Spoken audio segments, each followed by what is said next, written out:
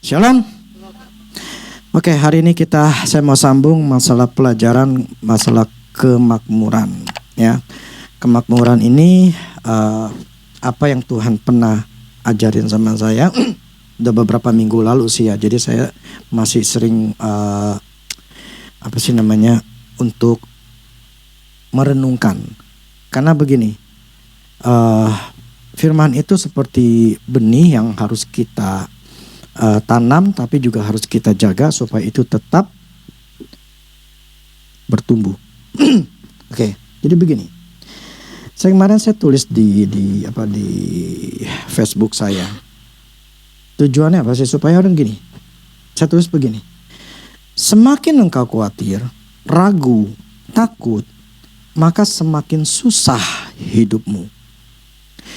Tetapi jika engkau semakin percaya dan semakin percaya, maka akan semakin mudah hidupmu. Hidup sulit atau mudah itu tergantung seberapa besar kepercayaanmu kepada Tuhan dan keyakinanmu akan hak diberkati. Ya.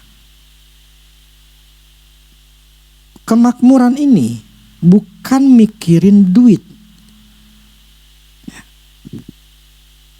Makanya gini, 5 aspek hidup kita, yang paling ujung apa? Duit. Justru yang paling akhir tuh duit. Yang paling awal apa? Tuhan. Jadi ketika saya bicara uang, ini bukan bicara masalah otak jadi duit. Enggak. Justru otak kita duit, justru nggak dapat duit. Karena memang prioritasnya itu memang paling terakhir. Itu cuman efek. Jadi uang itu adalah efek dari nomor satunya, sebelum-sebelumnya. Jadi salah kalau kita itu fokusnya ke duit. Salah, saya tidak mengajarkan pelajaran kemakmuran ini untuk menjadi kita orang yang pengen ngejar uang, jadi pengen mau kaya, cepat kaya. Bagaimana cara dapetin duit sebanyak mungkin. Akhirnya tuh jadi lupa untuk bersyukur. Gitu. Tapi jadinya menggerutu nuntut Tuhan. Supaya diberkati lebih lagi. Supaya punya gaya hidupnya hidup mewah, itu hidup hedon. Bukan tujuan atau fokus itu ngejar duit. Bukan. Salah. Jadi apa yang saya ajarkan ini masalah pelajaran kemakmuran, justru saya tidak melihat bahwa uang itu menjadi sebuah prioritas utamanya harus dikejar. Enggak. Justru malah uang itu akan datang dengan sendirinya kalau kita ngerti ini gitu loh. Hidup itu akan lebih mudah. Makanya saya katakan hidup semakin percaya semakin mudah hidup kita. Tapi semakin khawatir, semakin takut, ragu, justru makin susah. Jadi kalau kita menjadi mikirin duit terus malah jadi susah hidupnya. Nah, coba kita buka di Amsal 10 ayat 22. Amsal 10 ayat 22. Berkat Tuhanlah yang menjadikan kaya, susah payah tidak akan menambahinya. Oke, dalam bahasa terjemahan BMK. Karena berkat Tuhan sajalah orang menjadi kaya. Kerja keras tak dapat menambah harta. Jadi di sini jelas sekali bahwa berkat Tuhan, arti kata berkat itu adalah pemberian nih dalam kamus bahasa Indonesia ya.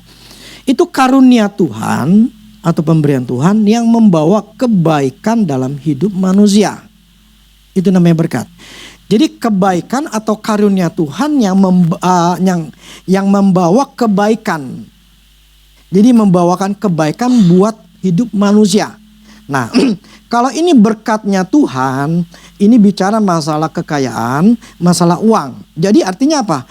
Pemberian Tuhan yang diberikan kepada kita untuk memperoleh kekayaan, untuk membukakan jalan buat kita. Jadi pemberian Tuhan kepada kita untuk memperoleh kekayaan. Itu namanya berkat Tuhan. Oke, saya coba ulangin sedikit aja. Minggu lalu saya bicara masalah pelajaran pertama ya, kemakmuran. Kenapa sih kita bisa makmur, atau sebetulnya kita ini adalah, nasib kita adalah kaya atau makmur. Kalau kita enggak mengalami, berarti ada yang salah dengan kita. Ya, terserah mau percaya atau enggak percaya. Prinsipnya begini, yang firman katakan gini, kamu diberikan kuasa untuk memperoleh kekayaan. Dan firman katakan gini, kenapa? Untuk dengan maksud meneguhkan perjanjian yang diikrarkan oleh nenek moyangmu. Kemudian kan saya jelaskan apa perjanjiannya. Nah, perjanjian itu adalah bahwa Tuhan ngomong kepada Abraham bahwa aku akan memberkati engkau dan menjadi berkat bagi banyak orang. Dan kemudian Tuhan ngomong Abraham, kemudian Tuhan ngomong lagi kepada Abraham bahwa tanah ini yang kau injak ini akan kau miliki dan keturunanmu. Kemudian Tuhan ngomong lagi kepada Ishak, gitu loh. Kepada Ishak Tuhan ngomong bahwa aku akan memberkati engkau, akan menyertai engkau, dan tanah perjanjian yang pernah aku pernah ngomong sama Abraham, aku akan berikan kepadamu dan kepada turunanmu. Nah, kemudian Tuhan ngomong lagi kepada Yakub, gitu ya, keturunan daripada Ishak. Nah, aku akan memberkati engkau, gitu loh. Aku akan menyertai engkau. Maka Tuhan menggantikan Yakub itu jadi nama Israel. Nah, di situ dipertegas lagi bahwa aku akan tanah yang aku janjikan ini akan diberikan, yang pernah aku berikan kepada bapakmu, kepada Abraham, Ishak. Nah, tanda bahwa Tuhan apakah memang Allah itu memberkati. Nah, firman katakan perjanjian kepada mereka itu Tuhan tetap lakukan. Bukti bahwa mereka diberkati pertama kepada Abraham. Abraham itu diberkati oleh Tuhan. Adapun Abraham sangat kaya, banyak ternak, perak dan emas, gitu ya. Kemudian kepada Ishak. Ishak ketika pernah menabur itu menghasilkan 100 kali lipat. Bahkan dikatakan dia menjadi kaya, makin lama makin kaya, menjadi sangat kaya. Itu pembuktian bahwa memang ketika Allah ngomong, aku akan memberkati, itu terjadi. Nah, kemudian kepada Yakub pun juga ngomong, maka sangatlah bertambah-tambah harta Yakub dan ia mempunyai banyak kambing domba, budak perempuan, laki-laki, unta dan keledai, gitu loh. Jadi Abraham, Ishak dan Yakub diomongin bahwa mereka akan diberkati, aku menyertai, itu terjadi. Nah, berkat itu juga perjanjian antara Abraham, Tuhan kepada Abraham itu kepada keturunannya, dan kita adalah orang-orang keturunannya. Yang patokannya adalah di Galatia 3 ayat 26 sampai 29 ngomong gini. Sebab kamu semua adalah anak-anak Allah karena iman di dalam Kristus Yesus Kristus. Dan jikalau kamu adalah milik Kristus, maka kamu juga adalah keturunan Abraham. Jadi kita adalah keturunan Abraham melalui Kristus dan berhak menerima janji Allah. Jadi kita ini karena kita benihnya Abraham, perjanjian antara Allah, Abraham dan Yakub itu pun turun ke atas kita karena kita keturunan Abraham. Janji untuk diberkati itu ada dalam diri kita. Janji untuk kita diberkati, untuk menjadi kaya, itu ada di dalam diri kita. Jadi nasib kita, destiny kita adalah orang yang diberkati.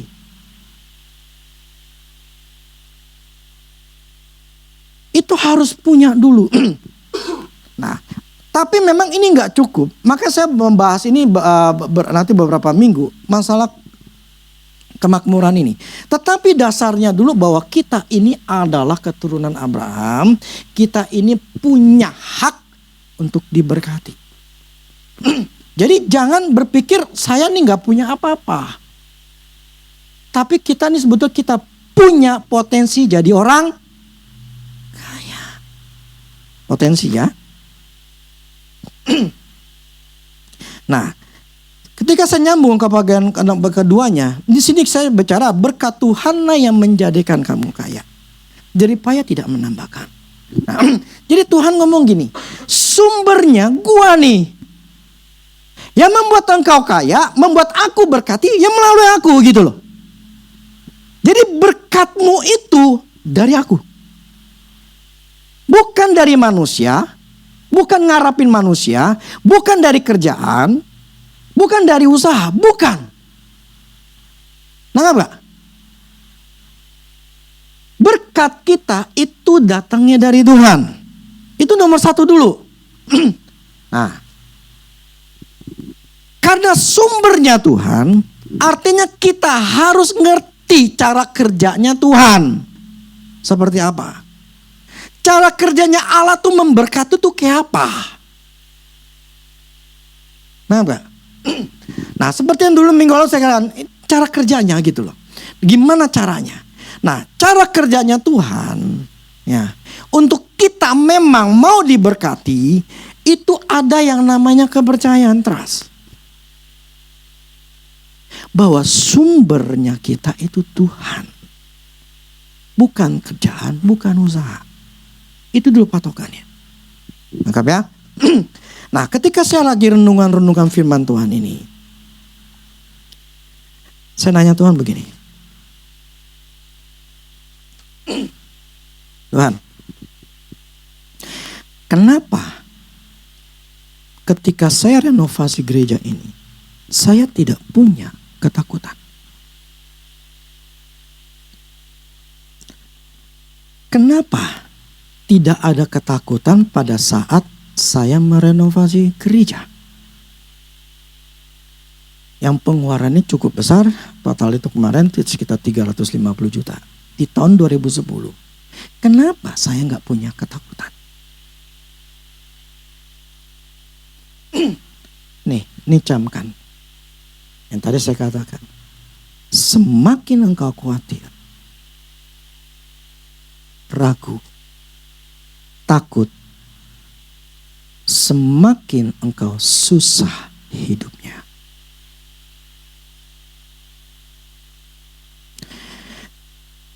Saya akibat dari mempelajari banyak peristiwa kejadian, saya jadi ngerti, kita nih orang tua,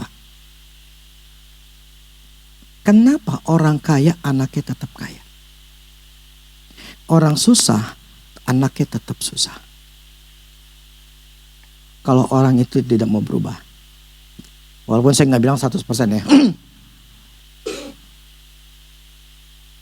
Orang miskin, orang susah, biasanya mentransferkan, mengomongkan, mendidik, memperlihatkan, menyatakan dengan mulut, dengan tindakan tentang kekhawatiran mereka. Tentang ketidakmampuan orang tuanya, ngomongin ke anaknya. Kekhawatiran orang tua diomongin ke anaknya. Ketidakpedean, ketidakpercayaan diri itu ditransfer ke anak-anaknya. Makanya anaknya pun juga tidak punya rasa percaya diri, takut, khawatir, dan tidak bisa berhasil. Karena orang tuanya mentransfer itu. Caranya gimana? Misalnya waktu masih kecil atau udah mulai gedean, udahlah gak usah pergi-pergi, nanti lu kenapa-napa. Udahlah ini jauh, nanti kenapa-napa. Udahlah lu kan gak punya duit, lu kan begini, lu mesti tahu diri, lu tuh gak ada apa-apanya. Lu gak mampu, nanti lu entar lu dikerjain orang lah, entar kerjaan setan lah, entar lu kenapa-napa. Udahlah aja gak usah lah. Jadi orang tua mengajarkan bagaimana kekhawatiran itu yang mereka harus takuti. Lumrah kalau anaknya gak berhasil. Saya contoh gini. Dulu waktu masih kecil saya pernah ada satu orang ngomong gitu. Kalau anaknya lagi nakal gitu waktu masih kecil, selalu ngomong gini, iya ada setan loh. Supaya anaknya ngerti kan, supaya anaknya nurut kan.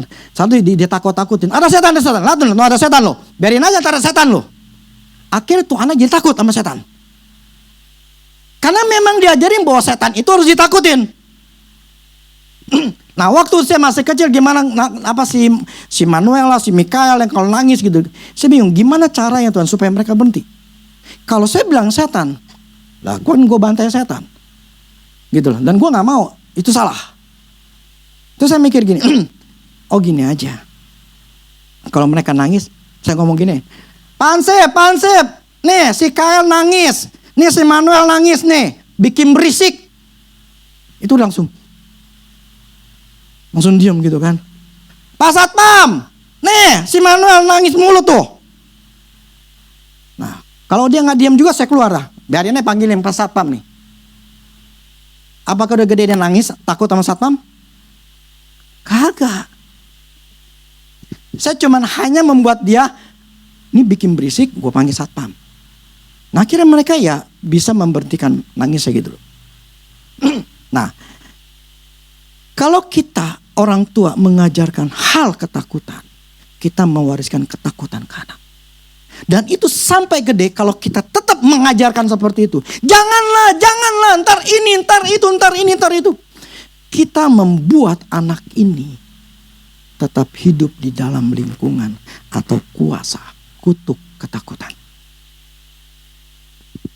Suka atau tidak suka, itu pasti terjadi. Makanya kenapa kalau orang kaya tidak memberikan sebuah ketakutan ke anak-anaknya? Karena waktu masih kecil mereka bahagia, mereka selalu diajarkan bagaimana untuk berani.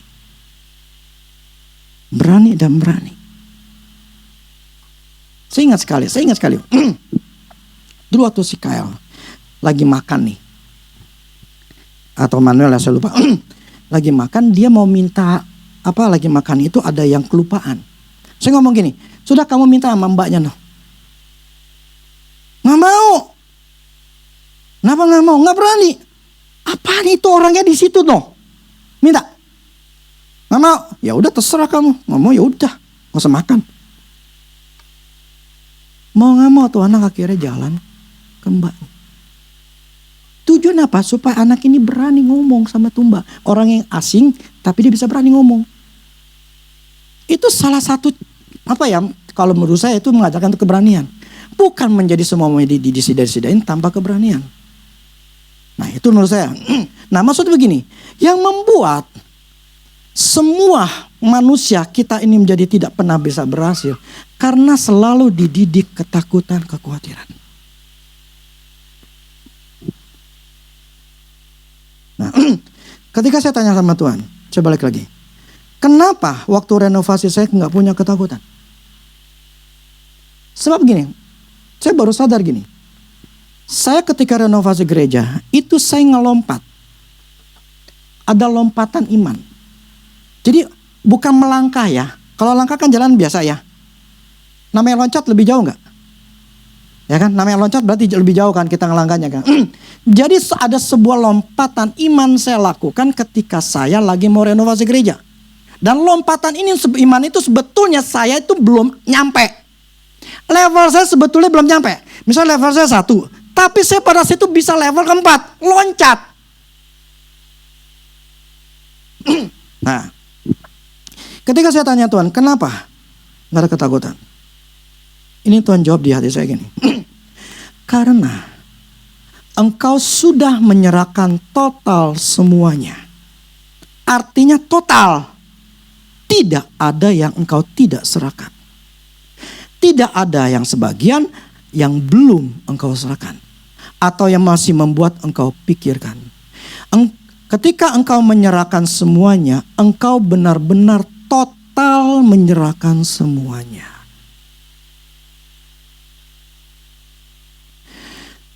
Ya seperti kamu, gini loh. Jangan bosan ketika saya cerita begini. Karena ini Tuhan sendiri ngomong sama saya. Dia kasih penjelasan sama saya. Membuat saya semakin terbuka. Waktu renovasi gereja saya kan mengatakan sama Tuhan. Tuhan ini kan gerejamu, ini milikmu. Ya engkau yang bertanggung jawab lah. Bukan saya gitu loh. Ya kan.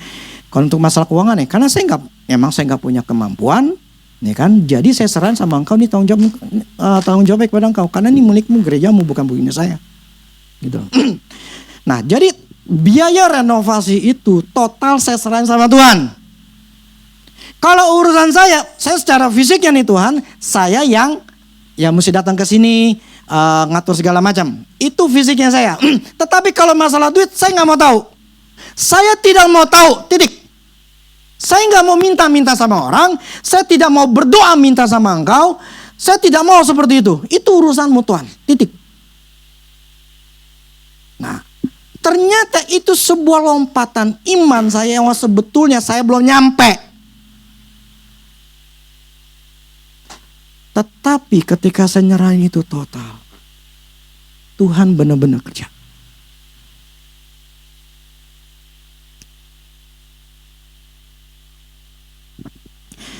Tuhan benar-benar mengambil alih. Buktinya apa? Setiap kali saya mau keluarin duit, selalu duit tersedia. Dan ketika saya beli pun, ya, contoh gini, awal-awal, ini kan setelah bangun tembok ada, ini tinggal atapnya. Atapnya pada waktu itu sekitar tahun 2010 itu baru mulai pakai baja ringan. Belum banyak yang perusahaan ataupun yang cere-cere itu bisa bikin, belum banyak. Jadi waktu itu saya mencari perusahaan yang memang bagus. Waktu dia nyetel itu pun juga ada komputernya, ada aplikasinya, ada programnya. Jadi nggak sembarangan gitu loh. Saya bilang gini, saya ketemu, saya bilang, saya pengen bangun ini, tapi saya bilang saya nggak mau ada tiang di tengah-tengah. Jadi ketika saya mau bongkar, saya nggak mau ada tiang. Wah, tapi lebih mahal Pak. Nggak apa-apa, lu hitungin. Lebih mahal nggak masalah. Jadi ketika dihitungin memang lebih mahal. Saya nggak peduli. Pokoknya gue nggak mau ada tiang ya nanti. Jadi nanti mau dibongkar nih, ini sama sekali nggak ada tiang. Karena di atas ini kan sudah pakai baja ringan, itu ya settingannya pakai yang lebih tebal lah, lebih banyak, pokoknya itu urusan dia. Dan akhirnya saya bisa beli. Nah, ketika saya beli itu pun saya nggak mikirin, Tuhan, buat biaya ini cukup gak nanti buat beli AC, cukup gak nih buat beli ini, cukup gak? Sama sekali nggak pikirin. Pokoknya apa yang gue mau, kebutuhan apa yang gue mau, beli. Jadi ketika pernah masalah keyboard rusak, ketika keyboard rusak, Tuhan, ini keyboard rusak, gimana mau beli nggak? Udah beli yang baru, nggak betulin nggak usah lah, maksudnya gini, pencetan udah rusak, bisa dibetulin sih, cuman udah beli baru, akhirnya saya beli baru. Nah ketika beli baru, ya sudah, kemudian ada mixer, Tuhan ini ada mau jual mixer, 15 juta nih Tuhan, mahal nih, beli, ya sudah beli. Nah kemudian terakhir si Beran tuh, Om Rudi, ini drum udah gak enak banget, udah rusak, gak enak banget lah. Ya udah coba beli, coba cari, dapatlah merek nama ini, mahal 10 juta. 10 juta itu kosong, belum ada simbal-simbal segala macam. Nah, saya coba cari yang lain lah, maksudnya yang lain lah gimana gitu ya, karena mahal saya bilang 10 juta. Ya ada cari-cari, akhirnya tetap dibilang ini aja Om Rudi. Ya udah beli. Terus saya bilang simbalnya bagaimana? Cari lagi. Ya udah beli sana. Jadi kurang lebih sekitar 17 jutaan. Jadi pada waktu saya beli, semua yang bagus dan sesuai dengan apa yang saya mau, walaupun tuh harganya lebih mahal, tapi lebih berkualitas. Jadi pada saat itu saya tidak memikirkan, saya tuh nggak punya hitung-hitungan. Kalau bangun ini mesti biaya segini, kita mesti punya duit segini. Tidak punya anggaran. Ada butuh, mau yang berkualitas, yang bagus, yang lebih mahal, beli. Dan itu benar-benar sebuah lompatan. Dimana ketika saya ngomong sama Tuhan, itu aku serahkan sama Tuhan biayanya, Tuhan lakuin. Pelajaran kedua ini, sumber berkatmu adalah Tuhan. Tetapi dibutuhkan kita menyerahkan. Kalau kita nggak sampai posisi menyerahkan 100% total, 100% ya. Kalau kita masih ada yang dibingungin, dikhawatirin, itu kita tidak 100%. Dan itu membuat Tuhan tidak bisa kerja dengan banyak.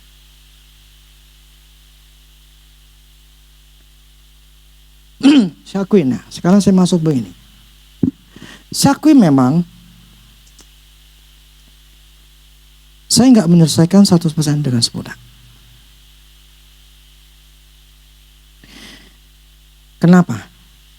Saya nggak 100% sempurna ketika saya mau bikin peredam ruangan, peredam yang waktu itu. Saya hitung-hitungan. Ketika saya hitung-hitungan, saya kaget, duitnya gede. Ketika duitnya gede, saya timbullah ketakutan, timbullah kekhawatiran.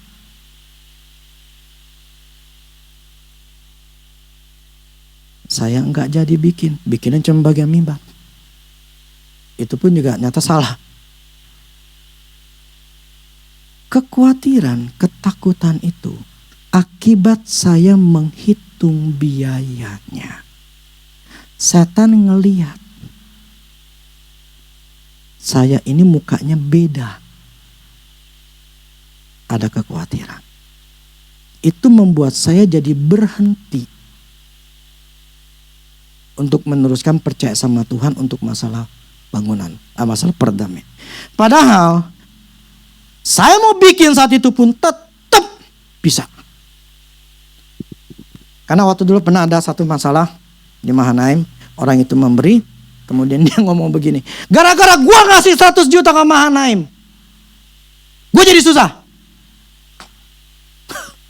Firman katakan kalau memberi, beri dengan sukacita kan. Ketika saya dengar kayak begitu, dia ngomong sama saya begitu, saya nanya sama Tuhan, Tuhan, ini dia ngomong gini nih, balikin duitnya. Balikin 100 juta. Keluarin. Nih Pak, saya balikin. Bukan berarti gak punya duit.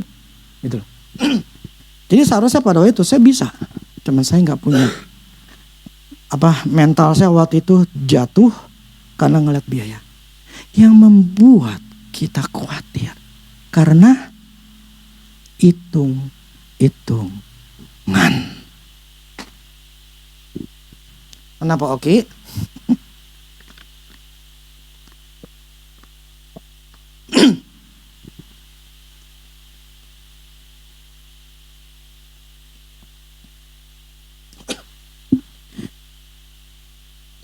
Memperhitungkan biaya itulah yang menjadi penyebab roh kekhawatiran, ketakutan masuk ke dalam pikiran kita. Karena setan melihat kita sedang berhitung dan melihat raut muka kita kaget karena besarnya uang yang akan dikeluarkan. Pada saat kaget itulah keterbatasan kemampuan diri kita. Maksudnya kita melihat keterbatasan kemampuan diri kita akan pengeluaran yang harus dikeluarkan dibandingkan dengan kondisi keuangan kita. Ketakutan itulah yang membuat kita tidak berani melangkah dan akhirnya membuat Tuhan juga berhenti. Karena kita berhenti melangkah, Tuhan jadi berhenti.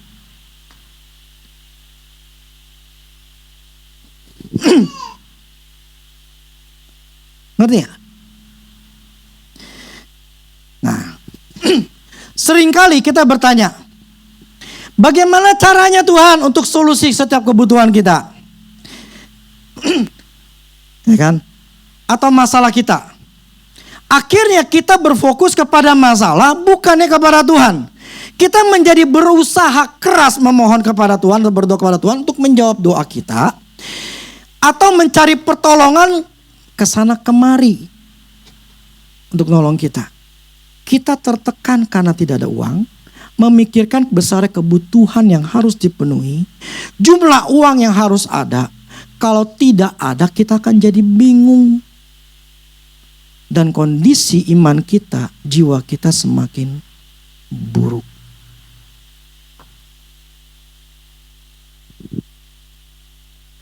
Ketika kita nggak menemukan solusinya, kita makin stres, tertekan. Kita berusaha mencakap masalah itu dengan kekuatan kita. Karena kita merasa tanggung jawab gua harus selesai. Itu manusiawi kita. Semakin kita mencoba memikirkannya, maka semakin kuat juga rasa tertekannya.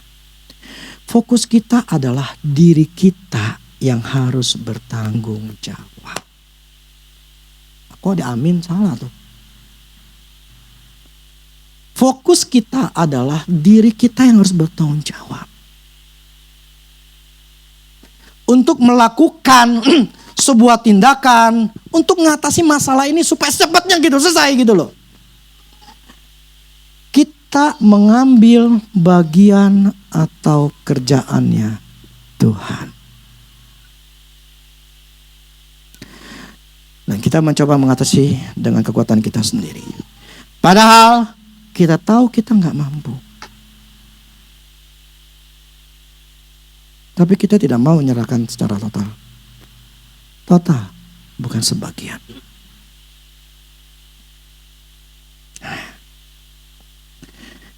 Kemakmuran adalah menyatakan bahwa Tuhan sumber berkat kita, hidup kita.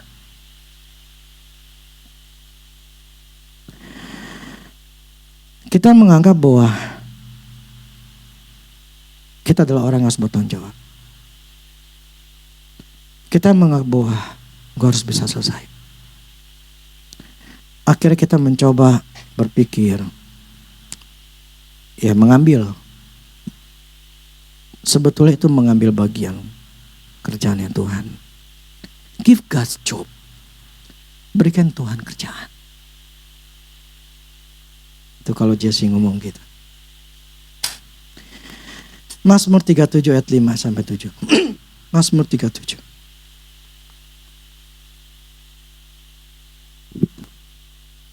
Mazmur 37 ayat 5 sampai 7. Serahkanlah hidupmu kepada Tuhan dan percayalah kepadanya, dan Ia akan bertindak. Ia akan memunculkan kebenaranmu seperti terang dan hakmu seperti siang. Berdiam dirilah di hadapan Tuhan dan nantikanlah Dia.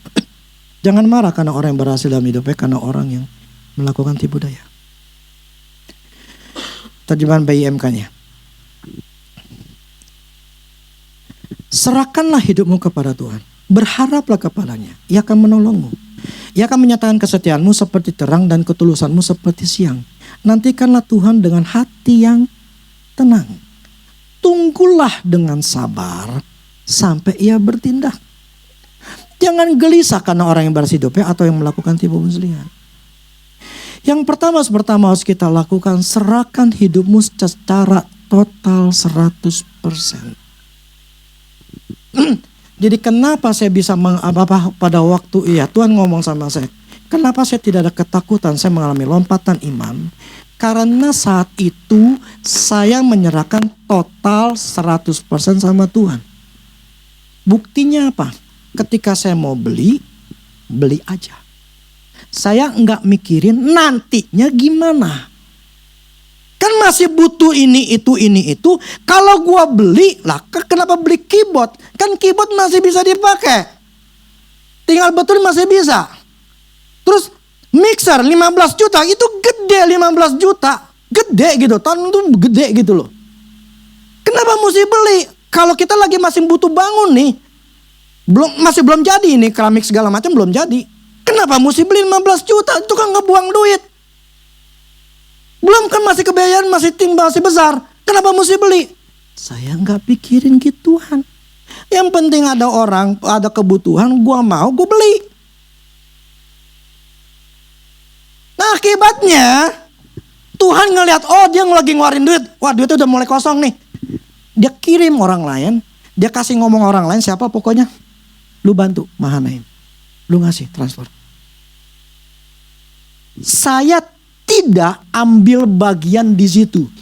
Saya nggak pernah ngomong sama orang, Pak, ini saya lagi soal gini, kita pernah ngalahin orang-orang kaya kok. Tapi saya nggak pernah telepon mereka, tidak pernah satu orang pun. Nah, tetapi Tuhan bisa gerakan orang itu, entah dari siapa, entah dia dengar dari mana, saya nggak mau tahu. Tapi pokoknya intinya ketika saya butuh, duit harus ada. Dan itu terjadi.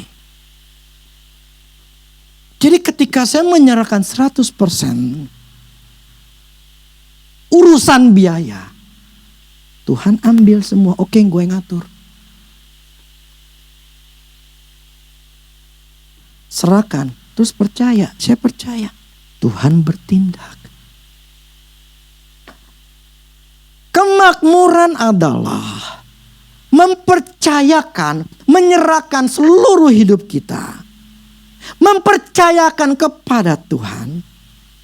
Nunggu waktunya sampai Tuhan itu akan bertindak. Jadi kemakmuran itu bukan mikirin duit. Enggak. Salah. Kemakmuran itu bukan mikirin duit, bukan. Tapi kemakmuran itu bagaimana kita ini punya 100% nyerahin sama Tuhan, 100% percaya. Itu yang harus dipikirkan sama otak kita gitu loh. Yang harus dipikirkan sama kita, yang harus menguasai pikiran kita. Bagaimana hati gue percaya bahwa Tuhan akan menolong, Tuhan akan menyertai. Walaupun sekarang gue belum tahu, pokoknya gue mesti percaya. Nih otak nih bebal nih, mesti ditundukin, mesti ngomongin firman, mesti renungin firman. Itu yang harus dilakuin. Kemakmuran bukan mikirin duit. Salah. Kemakmuran adalah yaitu. Tunggu. Oke, coba saya begini. Tadi awal saya katakan begini.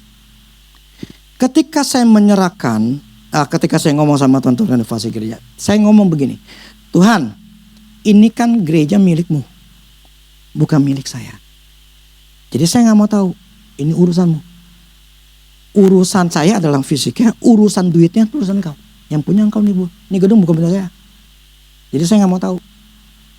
Karena saya ngeliat bahwa saya nggak punya kemampuan, saya tahu gue nggak ada duitnya, gue tahu gue nggak bisa, udah gue serahin.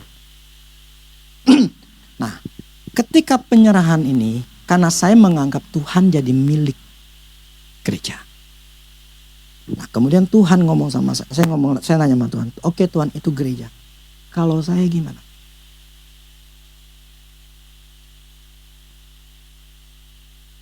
Tuhan bilang sama saya, coba 1 Korintus 6 ayat 19 sampai 20. Atau tidak tahukah kamu bahwa tubuhmu adalah bait Roh Kudus yang diam di dalam kamu. Roh Kudus yang kamu peroleh dari Allah. Dan bahwa kamu bukan milik kamu sendiri. Sebab kamu telah dibeli dan harganya telah lunas dibayar. Karena itu muliakan Allah dengan tubuhmu.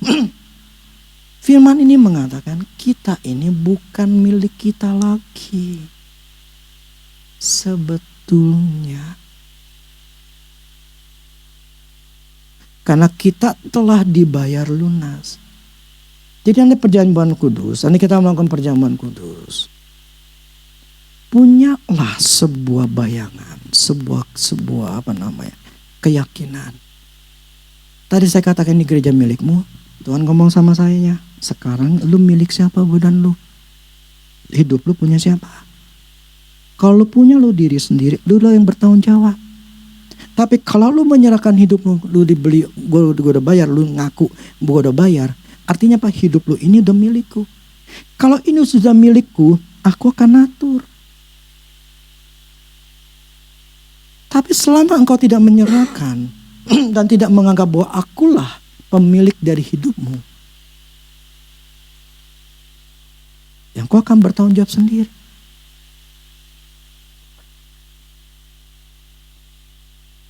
Artinya, selama kita mencoba menyelesaikan masalah hidup kita, karena kita memikirkan biaya, kita memikirkan hal yang lain, masalah uang, kita menganggap bahwa ini masih adalah hidup kita. Tapi kalau kita sudah nyerahin sama Tuhan, Tuhan, aku udah serahin semuanya. Hidupku bukan milikku lagi, milik Engkau. Jadi gimana gue buat bayar uang kuliah, buat bayar utang, buat bayar ini, buat bayar itu. Itu urusanmu Tuhan. Karena hidup saya bukan saya lagi. Engkau yang punya.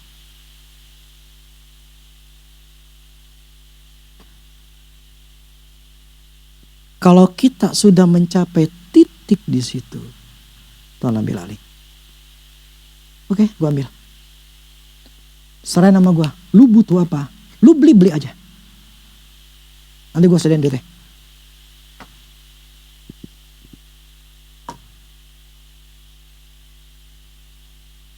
Enggak gak? Saya beli apapun di gedung gereja ini. Saya beli aja. Yang tadi saya katakan 100% saya gak sempurna. Akhirnya saya selesaikan dalam tahun ini. Ini saya bikin ini semua. Peredam.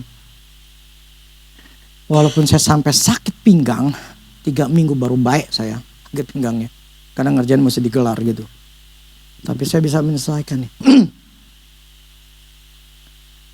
Tuhan mampu beracara atau memberikan apapun yang kita butuhkan.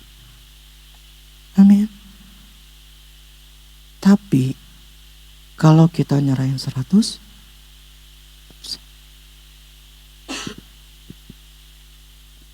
tahu dari mana? Ketika kita ngeluarin atau ketika punya masalah, apa di otak kita? Khawatir? Berarti belum. Kita mikir, aduh nanti gimana nih, ntar gimana? Berarti belum. Tapi ketika ada masalah, kita mau ada pengeluaran, kita katakan, Tuhan, aku ndak pikirin, itu urusanmu. I give you job. Aku berikan kau kerjaan. Tak gimana caranya, pokoknya Tuhan, nanti lagi butuh, kau kasih.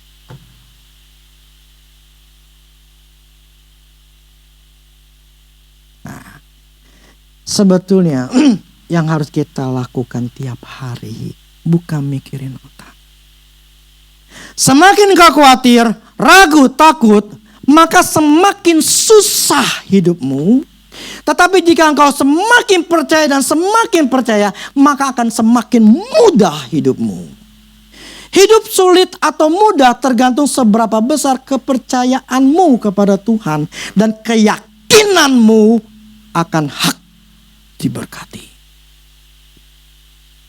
Jadi poinnya adalah bagaimana kita mempunyai kepercayaan. Seberapa besar level kepercayaan kita. Yohanes 6 ayat 27 sampai 29. Yohanes 6 ayat 27 sampai 29. Bekerjalah bukan untuk makanan yang akan dapat binasa, melainkan untuk makanan yang bertahan sampai kepada hidup yang kekal, yang akan diberikan anak manusia kepadamu, sebab dialah yang disahkan oleh Bapa Allah dengan mantranya. Lalu kata mereka kepadanya, apa yang harus kami perbuat supaya kami mengerjakan pekerjaan yang dikehendaki Allah? Jawab Yesus pada mereka, inilah pekerjaan dikehendaki Allah, yaitu hendaklah kamu percaya kepada Dia yang telah diutus Allah. Jadi gini, ini Tuhan lagi ngajar masalah roti hidup. Nah, Tuhan ngomong gini, kerja bukan makanan yang bikin binasa, yang akan hilang. Kerjaanmu tiap hari bukan itu, kata Tuhan. Lalu terus orang situ ngomong, si Farisi ngomong, terus pekerjaan apa yang dikehendaki Bapa tuh maunya apa? Kami tuh kerjanya apa? Di sini Tuhan katakan, pekerjaan yang dikehendaki Allah, lu percaya sama Yesus, anak Allah itu. Jadi suruh percaya kepada Dia gitu, kepada Dia. Jadi Tuhan ngomong gini, yang harus lu lakukan, bekerjalah. Memang kita nih bekerja untuk cari uang, tetapi bekerjalah yang tidak akan bisa binasa. Maksudnya gini, bekerjalah setiap hari. Otak kita, pikiran kita adalah percaya. Semakin engkau percaya, semakin Tuhan kerjanya tuh mudah. Jadi pekerjaan kita adalah bagaimana nih hati pikiran ini enggak stres tapi percaya terus. Itu pekerjaan utamanya kita. Bukan mikirin duitnya. Salah, kemakmuran tuh bukan itu. Atau gue mau ngomong sama anak gue, atau gue mau ngomong supaya dia kasih duit gue. Atau jadi ngarepin manusia bukan ngarepin ke Tuhannya. Otaknya jadi duit. Jadi dipikirin seseharinya, ini buat bayar ini, buat bayar itu, nih bayar ini masalah masih belum selesai, ini gimana. Jadi otaknya penuh dengan ketekanan karena mikirin duitnya. Tuhan kata bekerja apa? Kerjanya apa? Untuk percaya. Jadi yang harus diutamakan kita setiap hari adalah bagaimana kita merenungkan firman Tuhan. Untuk iman percaya kita makin lama makin naik. Semakin naik, semakin gampang hidupmu.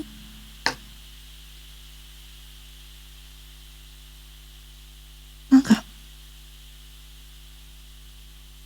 ketika bangun ini, Sama sekali saya nggak mikirin. Saya nggak perlu mempermalukan diri saya ngomong sama orang, mengharap orang lain untuk memberi. Semuanya itu tercukupi sama Tuhan. Allah memberikan apapun yang saya butuhkan. Ini sebetulnya saya mau ngomong hidup saya, ini minggu depan lah, saya terlalu panjang saya ngomonginnya.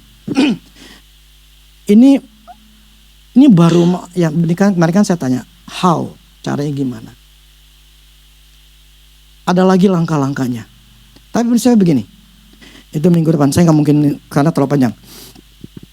Prinsipnya, yang harus kita lakukan, bukan di rumah main game, bukan di rumah main apa, nonton film lah, atau jadi menghabiskan waktu untuk hal-hal yang tidak berguna.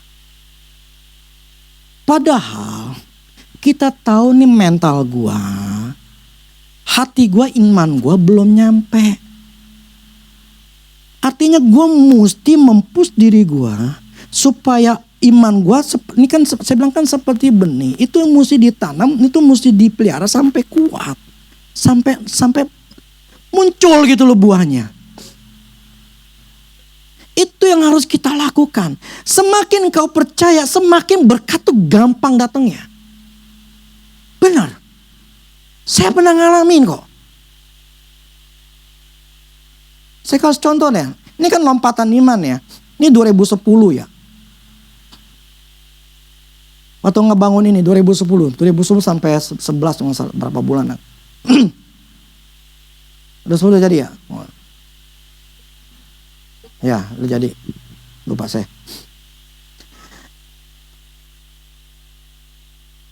Ketika satu hari si Yudi, kok ini cetakan begini-gini. Oh, ya udah. Akhirnya dia kasih saya cetakan. Saya nggak pernah minta, saya nggak pernah berdoa sama Tuhan. Tapi Tuhan bukan jalan, saya kerja. Dapat tuh.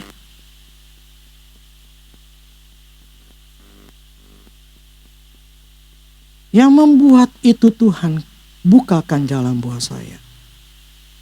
Karena fokus saya enggak di duit. Akhirnya Tuhan lihat, dia kasih jalannya. Apakah susah? Gampang.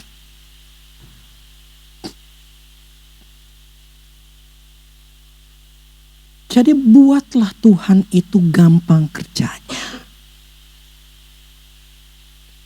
Bukakan pintu kepercayaan untuk Tuhan ngasih ke kita. Kalau kita selalu membuatnya namanya kekhawatiran, itu akan bikin tembok. Makanya kalau kita anak gitu loh, saya fokus utama pada anak-anak saya adalah mereka bahagia. Saya bukan jejelin mereka masalah duit, kagak. Dari kecil mereka saya pikirkan adalah bagaimana pikiran mereka bahagia, senang. Supaya jiwanya itu sehat. Nah, akibat jiwanya sehat ketika mereka remaja, punya confidence-nya kuat. Nah, tapi kalau dari kecil kita sudah tekan, contoh misal pelajaran sekolah, mesti dapat 9, mesti dapat 10, mesti juara 1. Kagak. Saya nggak pernah minta mereka untuk juara 1. Saya nggak peduli. Yang saya peduli pokoknya mereka tuh disiplin, itu aja. Pagi setelah pulang sekolah, buka baju, ganti baju, pokoknya cuci kaki, cuci tangan, makan, main sebentar, tidur. Nggak mau tidur, gesper. Harus tidur. Sore mereka main dengan tetangga waktu masih ada, waktu saya di Alfa, mereka main di tetangga gitu ya. Setelah habis main, mandi, baru belajar. Habis belajar, ya udah main lagi, nonton. Nggak ada istilah saya ngepush, kamu mesti belajar ya, 2 jam, 3 jam, 4 jam. Ini si Mafia kayak kemarin. Saya cuma bilang, Vel, kalau bisa kamu dapat Jepang ini dapat diskon deh ya. Ya papi. Udah. Ketika saya buka pintu, dia lagi main game. Udah baca belum? Bentar. Udah, saya tinggal. Berkali-kali saya ingat kayak gitu. Tapi setelah hasil akhirnya, setelah dikasih raportnya. Nih papi, nilai raportnya. 8898. Saya nggak nge-push mereka, tapi mereka, si Marvel tahu tanggung jawabnya. Dan hasil akhirnya dia dapat 50% beasiswanya. Yang penting tuh adalah rasa bahagia, kepercayaan diri, sama disiplin. Selesai. Tapi kalau kita udah ngajarin anak khawatir, takut, gak boleh ini, gak boleh itu, entar kena inilah, entar kena itulah, gak boleh jauh-jauh lah, gak boleh inilah.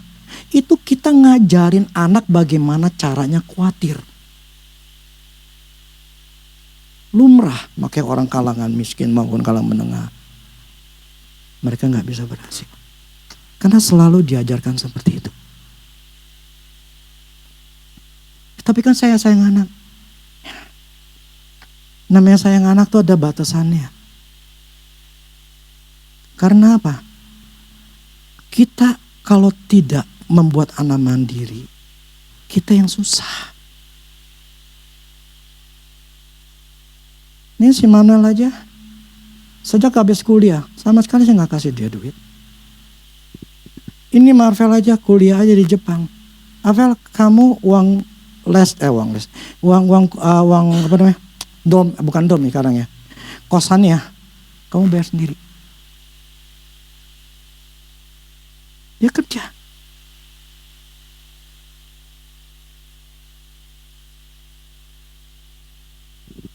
Untuk dia belajar percaya juga sama Tuhan. Jadi yang harus diutamain sama kita, bukan mikirin duit. Tapi bagaimana hati ini percaya sama Tuhan. Bagaimana kita sudah menyerahkan 100% total semuanya. Saya ulangin lagi apa kata Tuhan waktu saya nanya sama Tuhan. Kenapa tidak ada ketakutan pada saat aku merenovasi gereja Tuhan? Karena Engkau sudah menyerahkan total semuanya. Artinya tidak ada yang Engkau tidak serahkan. Tidak ada sebagian yang belum Engkau serahkan. Atau yang membuat Engkau masih Engkau pikirkan. Ketika Engkau menyerahkan semuanya, Engkau benar-benar total menyerahkan semuanya. Total menyerahkan semuanya. Itu yang membuat saya bisa berhasil. Total nyerahin semuanya. Kalau otak saya masih khawatir, masih takut, berarti enggak nyerahin semuanya. Terus gimana ngatasin makanya? Serahkanlah hidupmu. Percayalah kepadanya, maka ia akan bertindak. 3 step. Serahin. Terus kedua, percaya. 3, Tuhan bertindak. Nunggu Tuhan bertindak. Nggak tahu kapan nih, nggak usah pikirin. Jangan mencampur adukan iman plus waktu. Waktu tuh jadi musuhmu. Tuhan kapan? Tuhan nih gimana? Tuhan kapan? Tuhan kapan? Nih gimana caranya? Itu jadi musuhmu yang selalu nyerangmu. Kalau kita nyerahin total, serahin total. Besok belum ada, nggak peduli. Pokoknya aku percaya. Jadi sehari kita adalah bagaimana kita nih membuat hati ini tetap percaya. Jadi fokusnya di situ. Sampai waktunya Tuhan kasih. Ini kemarin saya kan iPad ini kan tujuan saya tuh. Saya ketika Tuhan ngomong, saya nulis. Kadang-kadang ini sebagai diary-nya saya. Ketika saya udah punya pertanyaan, saya punya masalah, saya nanya sama Tuhan, Tuhan ini gimana? Nah kemarin ketika saya lagi baca-baca, saya ulang lihat gitu. Saya nanya Tuhan begini. Enggak nanya sih. Ketika saya ngelihat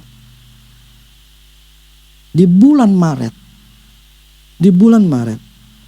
itu saya kan ada sebuah bisnis yang saya harapkan untuk saya bisa masuk ke situ. Tapi ternyata ketika saya lihat, saya masuk, belum masuk, saya melihat terlebih dahulu. Akhirnya saya ngeliat, wah ini terlalu risiko. Saya bilang, saya cut, saya bilang saya nggak mau. Jadi saya nggak jadi. Itu di sekitar tanggal 10 Maret saya nanya sama Tuhan. Saya bilang gini, Tuhan, apa Mas Maret? Saya tanya gini, kalau gitu aku minta gimana caranya aku bisa dapatkan bisnis lain. Saya nanya sama Tuhan, saya ketik. Terus Tuhan ngomong gini, nunggu waktunya, nanti aku berikan. Nunggu waktunya, nanti aku berikan. Kan biasa kita cerewet kan. Saya cerewet. Tuhan, kapan dong? Kan. Jadi kita, Tuhan kapan dong? Tuhan, karena Allah bilang Tuhan, nunggu waktunya aku berikan. Ya kita kan orang kan pengen manusia biasa. Kapan dong? Terus Tuhan ngomong gini, nanti juga engkau akan tahu.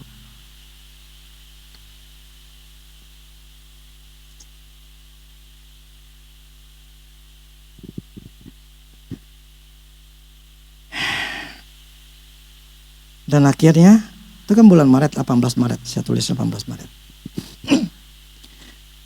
Nah, kemudian April, Mei, Juni, Juli. Tiba-tiba Baron telepon saya. Bang Rudi, ini ada yang mau renovasi nih. Mau nggak? Boleh aja. Ya nanti ketemuan. Ya udah ketemuan. Nah, kira saya ketemuan 19 Juli itu sama Ciliana. Saya butuh Ciliananya karena dia harus gambar. Ciliana, kita ketemuan di sana ya. Ya. Ketemuan sama orangnya, dia maunya gini-gini. Oke, Ciliana yang gambar. Setelah gambar kemudian kasih ke dia. Tektokan, ada perubahan-perubahan. Ya sudah, udah fix. Ya. Oke, udah nih ya. Saya tentuin harganya. Ketika saya tentuin harganya, oke, saya ketemuan lagi sama dia, nih harganya segini. Akhirnya kita deal. Akhirnya saya mulai kerja. Maret, dari April, Mei, Juni, Juli. Tuhan kasih saya bisnis. Kalau kita mempertanyakan terus, waktu akan jadi musuh. Yang penting adalah bagaimana cara kita di setiap hari itu punya percaya sama Tuhan.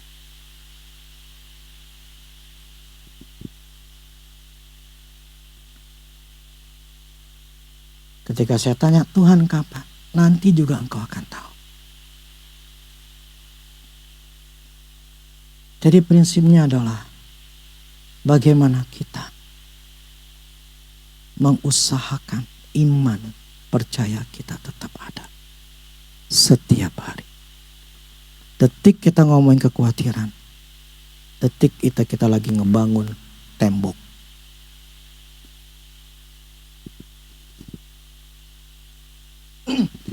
Jadi yang membuat kita bisa berhasil adalah ini. Kemakmuran bukan memikirkan bagaimana cara dapat duit. Kemakmuran adalah memikirkan bagaimana caranya untuk tetap percaya.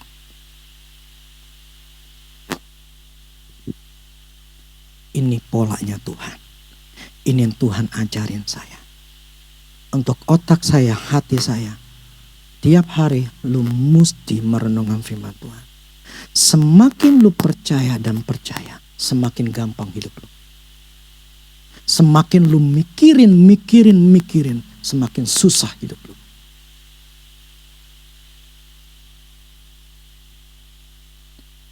Saran saya, renungin tiap hari.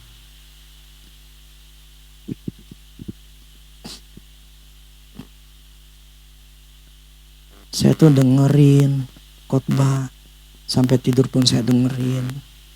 Kadang-kadang tuh buat bikin saya tidur. Kenapa? Karena ini poinnya. Semakin kita percaya punya keyakinan sama Tuhan, Tuhan begitu gampang bukanya. Gampang. Jadi kita yang menentukan Tuhan bukan pintu atau tidak. Kalau kita mengizinkan Tuhan, aku bukan pintu, percaya pada Engkau, dia masuk. Tapi kalau kita selalu bertanya, Tuhan kapan? Tuhan nih gimana? Tuhan nih saya butuh duitnya Tuhan. Tuhan nih mesti bayarin ini, Tuhan gimana? Jadi kita menutup pintunya supaya Tuhan kerja. Give God's job. Kasih Tuhan kerjaan. Serahin semua seperti renovasi gereja ini. Saya serahin total sama Tuhan. Saya gak mau tahu ya Tuhan. Saya gak akan ngomong sama yang lain. Saya ke jemaat sekali pertama kali pada waktu memang kita mulai. Terus saya kedua ya berapa bulan kemudian. Itu pun saya gak gedor-gedor gitu. Saya bilang saya gak mau tahu Tuhan. Saya gak mau ngomong sama orang-orang kaya. Untuk ngomong supaya mereka memberi. Saya gak mau. Saya punya harga diri, saya bilang. Itu urusanmu Tuhan. Saya kasih dia kerjaan untuk cara ngalirnya duit. Tuhan kasih. Pola kerja Tuhan adalah itu. Amin. Kemakmuran itu adalah sumbernya Tuhan yang ngasih berkat. Bukan orang lain. Bukan kerjaan kita. Kalau gini ya, memang kita kerja. Tapi jangan jadikan itu sebagai sumbermu. Ketika ada apa-apa, kita akan menjadi tertekan, kita akan jadi marah, kita akan menjadi stres. Biarkan kalau memang ada masalah, misalnya rugi sekalipun. Contoh dulu saya pernah diduluin sama orang. Saya WA dia begini. Oke, lu ngambil duit gua. Bagi gua gak masalah. Berkat gua gak akan pernah habis. Berkat gua dari Tuhan. Lu ngambil duit gua, lu cukup sampai situ. Memang lu bisa nikmatin. Tapi berkat gua gak akan pernah habis. Sumber gua Tuhan. Anggap gak? Jadi ketika kerjaan kita punya masalah, kita mengalami sesuatu yang bermasalah, kita gak takut. Misal dipecat lah, di PHK, gak ada rasa takut. Berkat gua dari Tuhan. Sumber gua Tuhan. Dia akan bisa bukain dengan cara yang lain. Maka saya mempunyai prinsip, berkat saya dari Tuhan, bukan pelayanan. Maka saya terbuka untuk Tuhan kasih saya kerjaan. Dibandingkan yang lain yang dibilang khusus kepada untuk pelayanan, terserah, it is all up to you. Jadinya Tuhan kasih saya yang lain. Amin. Punya prinsip itu, sumber berkat kita Tuhan. Bukan kerja. Jadi kemakmuran yang Tuhan ajarin sama saya yang kedua ini, sumber berkat itu adalah Tuhan. Berkat Tuhanlah yang menjadikan engkau kaya. Blessing of God makes him rich. No sorrow added. Berkat Tuhanlah yang membuat engkau kaya. Pemberian Tuhanlah yang ngasih membuat engkau kaya. Enggak dikatakan bahwa karena kerjaanmu lah engkau kaya. Saya akan bicarakan lagi minggu depan. Prinsipnya hari ini, serahkan hidup sama Tuhan. Total 100%. Apakah mudah? Enggak mudah. Itu butuh kita benar-benar. Maka saya katakan, sebetulnya level saya waktu itu belum nyampe. Tapi saya lompat. Tapi itulah, akhirnya saya punya pengalaman. Bahwa memang ini sebetulnya patternnya Tuhan. Give me a job, kata Tuhan. Kasih gue kerja. Gue bukain lu. Gue akan bikin lu kaya. Tapi lu mesti ke gue. Otak lu, pikiran hati lu mesti ke gue. Gue akan kasih. Jadi kemakmuran itu manifestasi efek dari percaya. Bukan materialisme. Otaknya didu. Bukan. Ngerti? Coba ambil prinsip ini. Kita belajar. Belajar. Ini enggak bicara masalah duit aja, sebetulnya kesembuhan kah atau yang lain. Nyerahin total semua sama Tuhan. Sampai kepercayaan kita 100% dibukain. Bah! Kita bengong. Wow. Wow. Ketika Yudi kasih saya. Wow. 184 juta. Wow.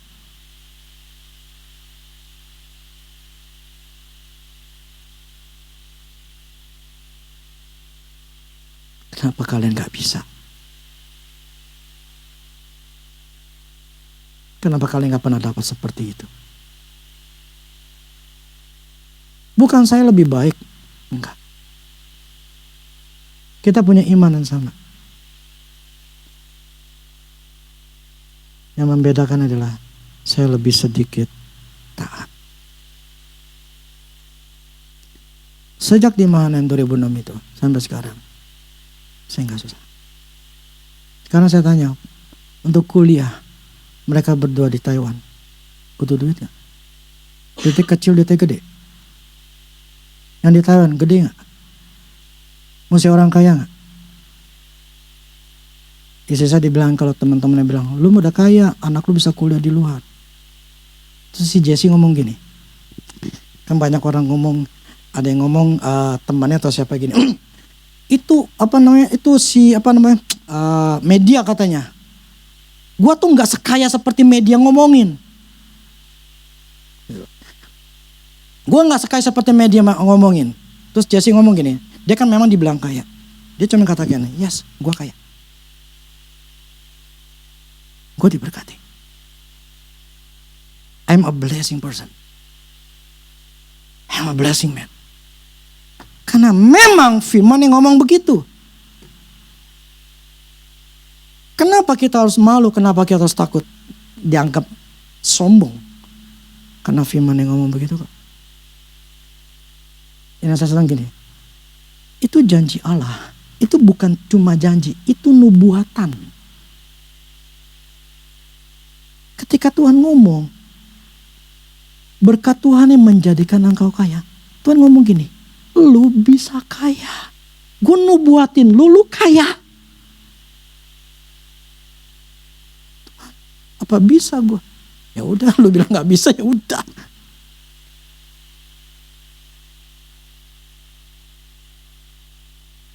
Sekali lagi, ini bukan otaknya ada duit.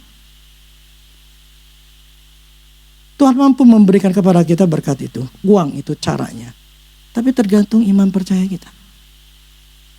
Seberapa besar kepercayaanmu sama Tuhan, maka semakin mudah hidupmu. Semakin engkau khawatir, takut, ngegerutu, mempertanyakan sama Tuhan, semakin susah hidupmu. Dikit-dikit takut. Ntar gimana ya? Ini jauh nih. Ntar gimana? Semakin susah itu. Jangan pernah mengajarkan anak bagaimana cara itu khawatir.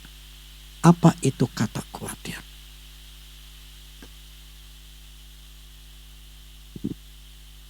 Dan jangan pernah ngomong. Saya nanya sama si dedek ini. Papi pernah nggak ngajarin kamu supaya khawatir, kamu takut? Atau yang membuat ya jadi gimana gitulah. Dia bilang enggak. Tapi waktu masih kecil dia tahu bahwa waktu itu saya itu susah. Dia tahu. Sampai dia ngomong gini, Ya dulu kan papi mami kan masih berantem. Masih sering berantem. Tuh masih kecil dia tahu loh. Apalagi udah gede ya. Suami istri masih berantem. Itu anak itu pasti tahu. Tapi dia bilang setelah papi mami benar bagus gitu ya. Hubungan bagus. Bagus. Makanya laki bini itu harus bagus. Karena itu pengaruh. Jadi kalau anak sering masih ngeliat bapak emaknya berantem, teriak-teriakan.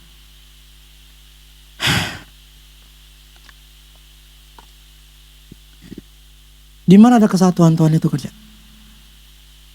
Di mana ada kesatuan? Itu berkat ngalir.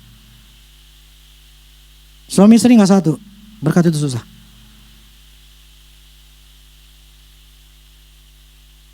Tinggal kita yang pilih. Ingat, bukan Tuhan yang menghalangi, menghambat kita untuk dapat uang. Tuhan tidak pernah menahan berkat kita. Amin. Kita yang nahan. Jadi saran saya, belajarlah firman Tuhan. Ambil waktu renungin firman Tuhan. Saya bersyukur saya tinggal di sana, saya bisa jalan-jalan. Saya malam-malam jam 8, jam 7 gitu ya, habis makan jam 6 ya, mandi bla bla segala macam. Kadang jam 7, jam 8, kadang kemarin itu jam 10 karena saya masih belum tidur. Saya jalan, saya renungin firman Tuhan, saya memperkatakan firman Tuhan. Saya mesti ngomongin ke otak saya harus menumbuhkan kepercayaan, lompat imanan saya ini mesti saya bisa tetap harus lanjut dan semakin lanjut gitu loh. Jadi saya renungin, saya ngomongin firman Tuhan. Karena semakin engkau percaya, semakin mudah hidupmu. Amin. Oke, demikianlah firman Tuhan. Saya berharap bahwa kita diberkatin, kita dapatkan pengertian yang lebih dalam masalah kemakmuran. Minggu depan saya akan bicara masalah kemakmuran lagi, yang akan membukakan pikiran kita lagi.